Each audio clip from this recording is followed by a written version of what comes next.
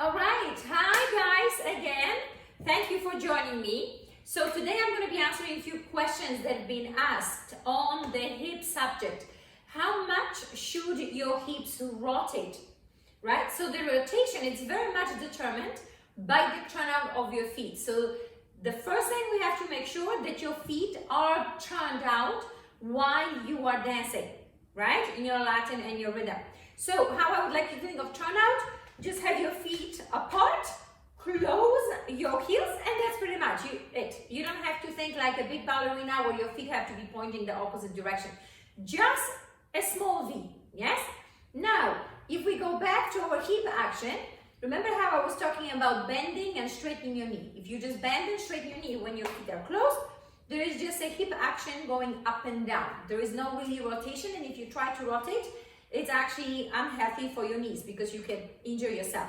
So with your turnout, when you keep on bending and straightening your knee, and also we're going to add another element of the knee that is bent, I would like you to pick up your heel. So you're going to be transferring your weight, bending your knee, picking up the heel. What should naturally happen without you even thinking too much about it? Your hip flexor should find the foot that you are standing on. Remember, I can give an example. If you're just waiting, your body will naturally go from one side to the other. Yeah, so if you just do this exercise, one knee bent, one knee straight, right? Transferring your weight and just allowing the body to go from one direction to the other direction. And that's it. You don't need to do anything more. The way it looks more, it's simply when I allowed my free leg to keep on moving, could you see how my pelvis keep on rotating, keep on opening, simply because the legs are farther apart.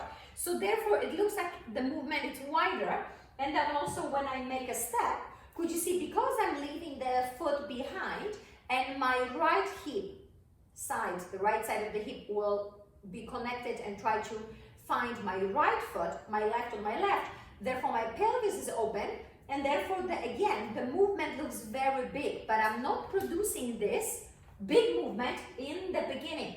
Would you see that's overstretching, that's overdoing, and that's where we usually fall into the trap of dropping the pelvis, because we get this fake sense of I'm doing something. Yes, you're doing something, but not necessarily the right thing. So could you see, if I'm standing here, right, with my body correctly aligned and just allowing to switch from side to side, could you see my body just naturally rotate, right? The bigger the turnout, the more rotation, because your hip flexor as well as your shoulder will find the foot that you're standing on. As you're approaching to take the step, could you see the hip movement is a little bit wider? Then as you're going through, the hip is very open, and then what's going to happen, and I would like you to really try to practice this, bend your knee behind without moving your foot. And could you see what's happening? Again, your hip flexor will find that front foot. And again, you have to make sure that the foot is turned out. Lots of time what's happening, you guys are pretty good in a stationary position, you make the step and your foot is flat, right? I'm not even talking about turning in, but just flat. So then what's happening when you get here and you bend your knee, now you feel quite a bit of instability, right? You can just see how like the body just bulge in. So make sure that as you have that nice rotation, let's say on your, before you make a step forward, as you are moving forward, your foot is turned out. Now you're going through, and then as you're bending the knee behind, could you see how now again my left hip flexor have found my left foot, the turnout of my left foot. So now again, you have a nice body action. And then what's nice about it, if you keep that rotation, even when you're moving your foot, could you see how the legs would never really get into this awkward, open for business kind of position, right? So when I'm moving, when my knee is bent, when I'm moving my foot, could you see the knees nicely overlap? But I'm not doing anything with my knees. I'm just making sure I'm holding on to that rotation while preparing my other step. Now, I'm transferring my weight, and again, make sure your foot is turned out. While you're bending your left knee, your body rotates to the right. And could you see again, even though the legs are apart, even though your feet are apart, could you see simply by rotating the body in the direction of the leg you're standing on, there is a nice overlapping again, you bring your feet together and it's pretty simple. You don't have to worry. The only thing you have to make sure your feet are turned out. Then you transfer your weight and you're allowing that rotation to bring your knee around the corner. So look at this. Moving your knee will circle your foot. Moving your pelvis, allowing your ribcage to come along to find your foot that you are standing. Could you see you have a nice diagonal look and nice knee position? And again, if you're holding on to that hip while you're approaching the back step, could you see how we're not opening the hip yet? We're keeping it closed. You're lowering your heel, you're straightening your knee, and then by the time you bend your front knee, you have a nice rotation. Again, keeping in mind your feet have to be turned out. You're bringing the leg in.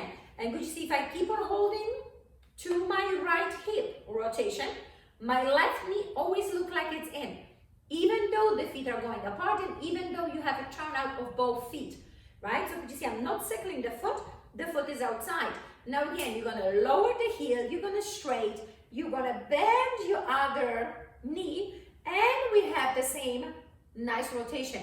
You're gonna bring the leg in and we go through. So could you see how the turnout of the feet determine how far your hips are rotating?